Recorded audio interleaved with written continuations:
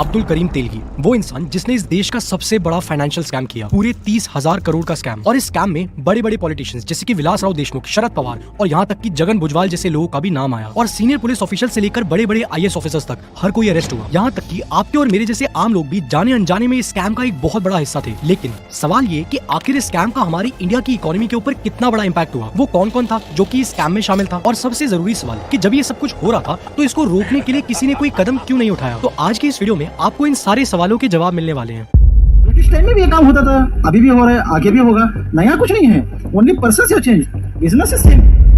Telecast a narco analysis tape of Abdul Karim Telgi, the main scamster in the Telgi scam. In that narco tape, all these cases of the bad board out of the scam के licence के समय ने खुद बयान में कहा कि उनको उन्हें 10 लाख रुपए दिए। You challenge at me in the central jail that आप इसको बंद नहीं कर सकते हैं।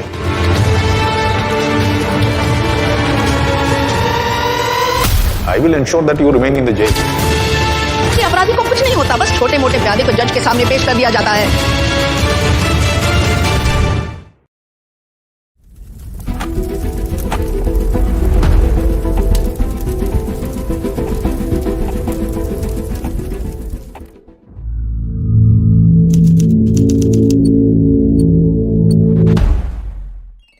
इस कहानी की शुरुआत होती है कर्नाटका के खानापुर में, जहां पर इंडियन रेलवेज के क्लास 4 एम्प्लॉय लाड साहब तेलगी, उनका दूसरा बेटा होता है अब्दुल करीम तेलगी। और परिवार वैसे भी गरीब था, तो कैसे न कैसे करके बस ये लोग अपना गुजारा कर रहे थे। लेकिन जब अब्दुल 7-8 साल का होता है तो उसके पिता की डेथ हो जाती है। और जब ऐसा हो जाता है तो अब्दुल अपने भाई के साथ मिलकर उसी रेलवे स्टेशन पर फ्रूट्स बेचना चालू करता है। मगर शुरुआती दिनों से अब्दुल को एजुकेशन के ऊपर बहुत भरोसा था, इसलिए वो खानापुर रेलवे स्टेशन की कैंटीन में भी नौकरी करता था ताकि वो अपने पढ़ाई का खर्चा उठा सके। और 1984 में जाकर तेलगी अपनी एजुकेशन खत्म करता है, जिसके बाद वो नौकरी ढूंढने के लिए पहुंचता है मुंबई। फिर अपने शुरुआती दिनों में उन्हें फिलिक्स इंडिया लिमिटेड इस कंपनी के अंदर एक सेल्समैन की नौकरी मिलती है, जहां पर उनकी सैलरी थी 3800 रुपए। पर दिक्कत ये थी कि तेलगी से वो जॉब हो ही नहीं पा रही थी, इसलिए उसे उस नौकरी से निकाल दिया जाता है। जिसके बाद तेलगी कोलाबा के एक सस्ते से लॉज जिसका नाम था किशन गेस्ट हाउस, वहां पर जाकर एक मैनेजर के तौर पे काम करना शुरू करता है। अब साल आ चुका था 1987 जब तेलगी की शादी हो जाती है। अब शादी हो गई तो खर्चे भी बढ़ गए, मगर मुंबई में काम नहीं चल पा रहा था, तो यहाँ से तेलगी पहुंचता है सऊदी अरेबिया, जहाँ पे वो कुछ साल काम करता है। मगर उसके बाद उसे मुंबई वापस आना पड़ता है। मगर इस बार तेलगी खाली हाथ वापस नहीं आता, वो वापस आता है एक बहुत बड़े बिजनेस प्लान के साथ। 1980s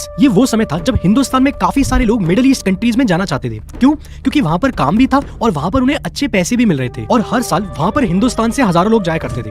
पर वो जमाना ना आज के जमाने के जैसा नहीं था। उस जमाने में अगर किसी को हिंदुस्तान से बाहर जाना होता था तो वो किसी भी ट्रैवल एजेंट की मदद के बिना नहीं जा सकते थे। और यही बनती है तेलगी की बिजनेस अपॉर्चुनिटी। वो मुंबई क्रॉफोर्ड मार्केट में अपनी दुकान खोलता है और लोगों को इंडिया के बाहर मिडिल ईस्ट कंट्रीज में भेजना चालू करता है। पर दिक्कत ये थी कि मार्केट के अंदर कॉम्पिटिशन बहुत था, जिस वजह से उसकी कंपनी की ग्रोथ नहीं हो रही थी। जहाँ से तेलगी को समझ में आता है कि धंधा बढ़ाने का सिर्फ एक ही तरीका है, और वो तरीका है कि ज्यादा क्लाइंट लेकर आओ। पर वो कैसे? तो देखो, जो लोग लीगल रीजंस की वजह से बाहर जाकर काम नहीं कर पाते थे ना, उन लोगों को बाहर भेजकर। और ये करने का सिर्फ एक तरीका था, डॉक्यूमेंट्स को फॉर्ज करना। ये फेक डॉक्यूमेंट्स बनाना उन शुरुआती दिनों में तेलगी के लिए कोई बड़ी बात नहीं थी, जिसके दम पर उसने हजारों लोगों को इलीगल तरीके से बाहर के देशों में भेजा। तेलगी अगले कुछ सालों तक इस काम को यूं ही करता रहता है और इस बीच में उसने काफी पैसा कमा लिया था। पर धीरे धीरे जो फेक इमिग्रेशन के डॉक्यूमेंट्स थे उनकी कंप्लेंट्स बहुत ज्यादा बढ़ने लगी। और देखो, ये जो मैटर है ये इंटरनेशनल है, तो जब भी कुछ ऐसा होता है तो पुलिस तुरंत उसी वक्त काम पे लगती है। अब उस वक्त पर ना कुछ लोग ऐसे भी थे जिनका इमिग्रेशन तो क्लियर नहीं हुआ, लेकिन तेलगी उनसे पूरे पैसे ले चुका था। और इन लोगों ने जब कंप्लेंट करी तब जाकर तेलगी का नाम सामने आया और 1993 में जाकर पुलिस तेलगी को अरेस्ट करती है। चार्जशीट फाइल होती है और तेलगी जेल पहुंचता है।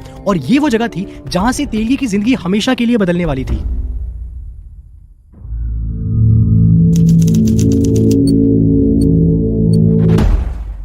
जब तेलगी जेल पहुंचता है तो उसकी मुलाकात होती है इस आदमी से जिसका नाम है रतन सोनी, जो कि उस वक्त पर नकली रेवेन्यू स्टैम्प बनाने के जुर्म में सजा काट रहा था। रतन सोनी और तेलगी, इन दोनों लोगों को उस वक्त पर एक ही सेल में रखा गया था। और यही वो वक्त था जब इन दोनों के बीच में गहरी दोस्ती हुई। और अब वो वक्त आ चुका था जब सोनी तेलगी को एक नए बिजनेस प्लान के बारे में बताता है, एक ऐसा बिजनेस प्लान जिसमें अंधाधुंध पैसा था। वो प्लान था स्टैम्प पेपर की फॉर्जरी करना। अब जिनको नहीं पता उनके लिए मैं थोड़ा सा बता दूं। देखिए, इंडिया के अंदर हर रोज बहुत सारी प्रॉपर्टीज बिकती हैं, अग्रीमेंट्स होते हैं, बहुत सारे कोर्ट के ऑर्डर्स पास होते हैं। तो इन सारे इवेंट्स को लीगली वैलिडेट करने के लिए एक गवर्नमेंट का डॉक्यूमेंट रिक्वायर्ड होता है, जो कि उस पर्टिकुलर इवेंट के डॉक्यूमेंट्स के साथ अटैच किया जाता है, जिसको कहते हैं स्टैम्प पेपर, जो कि कुछ ऐसा दिखता है। और ये जो स्टैम्प पेपर होते हैं ये अलग अलग डिनोमिनेशंस के होते हैं। 10 रुपए का भी होता है, 20 का भी होता है, 50 का भी होता है, 100 का भी होता है, 500, 1000 तक का भी होता है। और जब भी कोई इन स्टैम्प पेपर्स को खरीद कर एक पर्टिकुलर इवेंट के साथ अटैच करता है तो वहां पर गवर्नमेंट एक टैक्स चार्ज करती है, जिस टैक्स को कहते हैं स्टैम्प ड्यूटी। अब यहाँ पर ध्यान देना, ये जो स्टैम्प पेपर्स होते हैं ये 3 तरह के होते हैं। पहला होता है जुडिशियल स्टैम्प पेपर। ये जो पेपर होता है ये कोर्ट के अंदर केस फाइल करने के लिए या फिर किसी भी तरीके की लीगल प्रोसीडिंग्स को आगे बढ़ाने के लिए इस्तेमाल किया जाता है। फिर दूसरे नंबर पर आते हैं नॉन जुडिशियल स्टैम्प पेपर्स। अब इन पेपर्स का इस्तेमाल होता है affidavits, agreements, sale deeds, power of attorney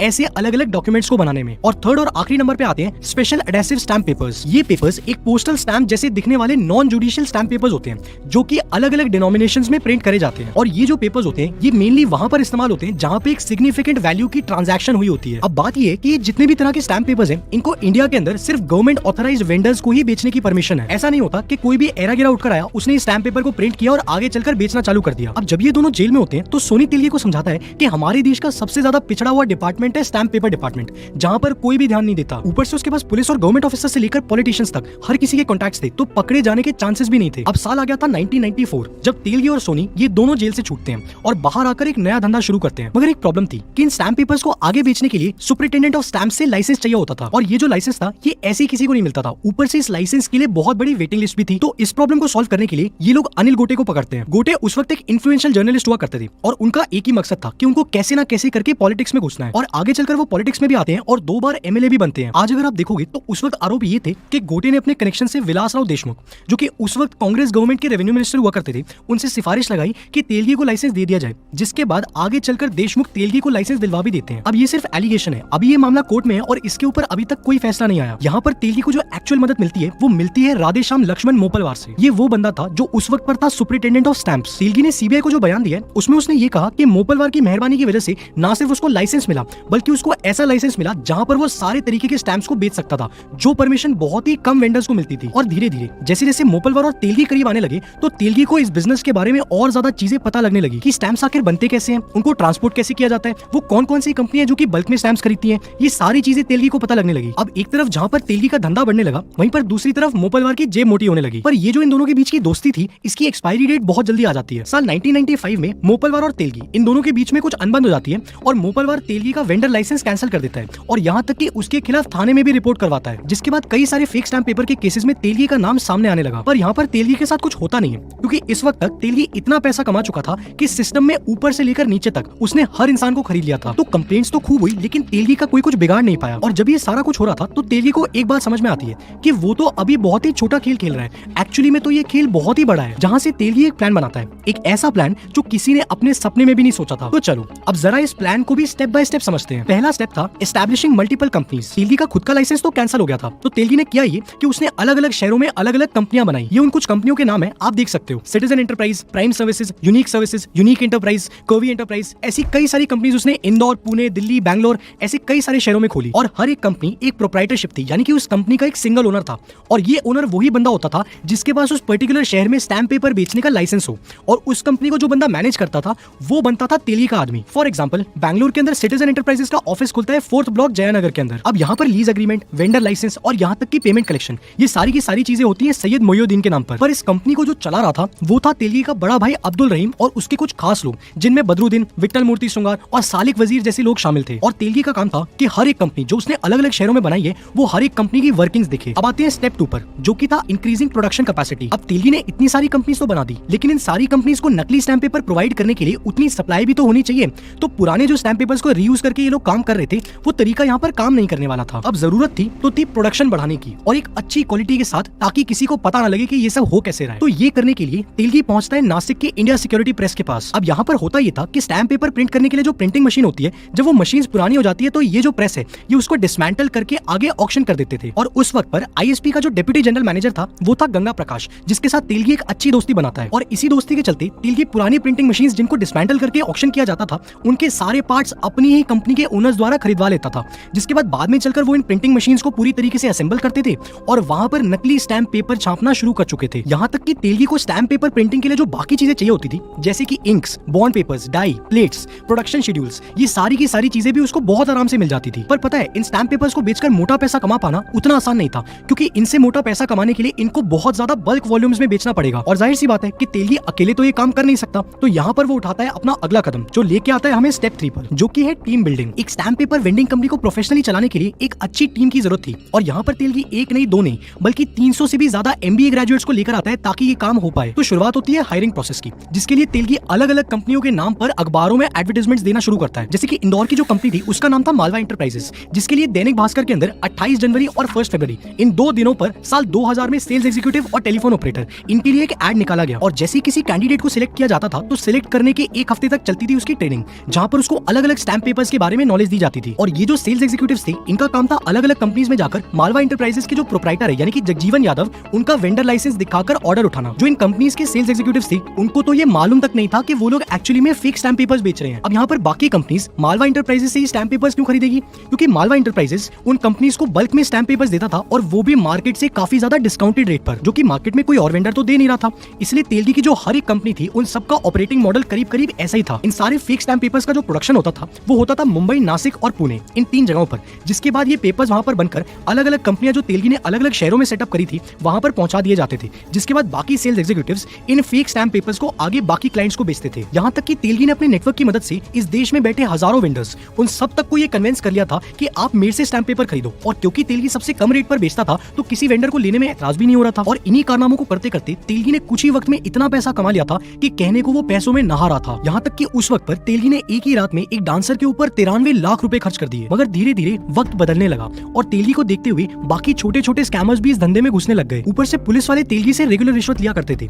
लेकिन जब वो बार डांसर के ऊपर इतने पैसे उड़ाता है तो उस चीज को देखते हुए अब पुलिस ऑफिसर्स को रिश्वत नहीं बल्कि उसकी प्रॉफिट में हिस्सेदारी चाहिए थी और तेलगी को ये चीज बिल्कुल मंजूर नहीं थी। इसीलिए यहाँ से ये कहानी एक नया मोड़ लेती है और तेलगी बनता है उस कहानी का सेंटर पॉइंट।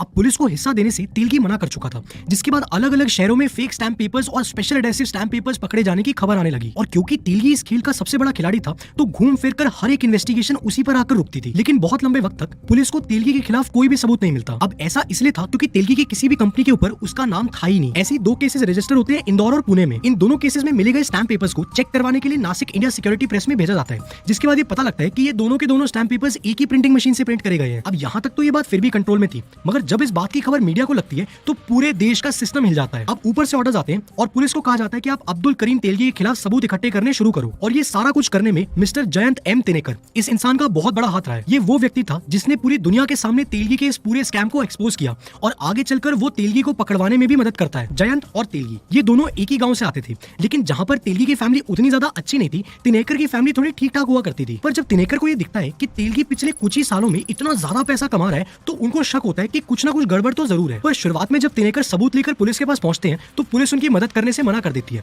क्योंकि ऊपर से लेकर नीचे तक हर एक पुलिस वाला अब्दुल करीम की जेब में था। अब यहाँ पर तो बात बन नहीं रही थी, तो वो पहुंचते हैं उस वक्त के कर्नाटका के opposition leader mister BS Yediyurappa के पास। और जब ऑपोजिशन पार्टी इस बात को मीडिया में उछालती है तो अब गवर्नमेंट के लिए जरूरी हो गया था इस बात के ऊपर कोई एक्शन लेना, क्योंकि अब तक तो एक नॉर्मल बात थी लेकिन अब ये एक पॉलिटिकल मुद्दा बन चुका था। और इसी चीज को करने के लिए स्टैम्पिट इस नाम से एक स्पेशल इन्वेस्टिगेशन टीम बनाई जाती है और ये टीम धीरे धीरे तेलगी के हर एक आदमी को पकड़ना शुरू करती है। मगर तेलगी अभी भी फरार था। फिर कुछ दिन बाद तिनेकर पुलिस को एक टिप देता है कि तेलगी अजमेर शरीफ में माथा टेकने आने वाला है। ये दिन था 7 नवंबर 2001। बेंगलुरु पुलिस के ACP मिस्टर GA बावा अजमेर शरीफ पहुंचते हैं और तेलगी को अरेस्ट किया जाता है। चार्जशीट फाइल होती है और तेलगी के ऊपर मुकदमा होना चालू होता है। पर इस वक्त तक जो जेल था वो तेलगी का नया घर बन चुका था और वो वहां से भी अपना पूरा धंधा अभी भी ऑपरेट कर रहा था। और पता है ये सारी चीजें बहुत ही सिस्टमैटिक तरीके से करी जाती थी, जिसको हम अभी आगे समझेंगे।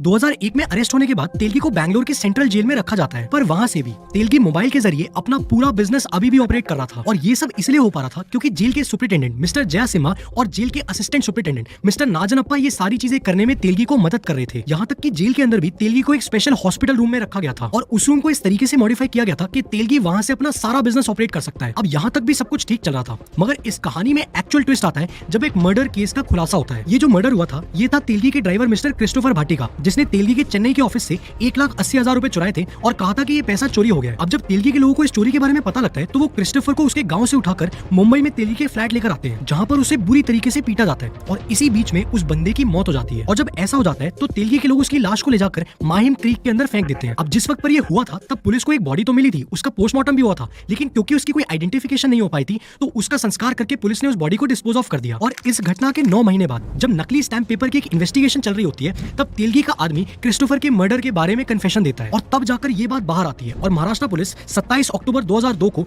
तेलगी की कस्टडी मांगती है बैंगलोर सेंट्रल जेल से, जिसके बाद एक स्पेशल इन्वेस्टिगेशन टीम भी तैयार करी जाती है और स्टैम्प पेपर केस और क्रिस्टोफर का मर्डर केस इन दोनों को री इन्वेस्टिगेट करा जाता है। पर यहाँ पर भी सेम बात थी, ये इन्वेस्टिगेशन करता कौन? पुलिस वाले। और पुलिस डिपार्टमेंट तो ऊपर से लेकर नीचे तक पूरा का पूरा तेलगी की जेब में था, तो अगर वो इन्वेस्टिगेट करते भी तो तेलगी जेल नहीं जाता। इसलिए साल 2003 में जाकर अन्ना हजारे इस केस को लेकर एक PIL यानी कि पब्लिक इंटरेस्ट लिटिगेशन फाइल करते हैं और तब जाकर ये केस पहुंचता है CBI के पास, जिसके बाद ये इन्वेस्टिगेशन रफ्तार पकड़ती है और एक के बाद एक पुलिस ऑफिसर्स, पॉलिटिशियंस हर एक को अरेस्ट किया जाता है एंड फाइनली एक ताला लगता है अब्दुल करीम तेलगी के इस फेक स्टैम्प पेपर बिजनेस के ऊपर। मगर इस केस से जुड़े कई खुलासे तो तब शुरू होते हैं जब CBI इस केस को आगे इन्वेस्टिगेट करती है।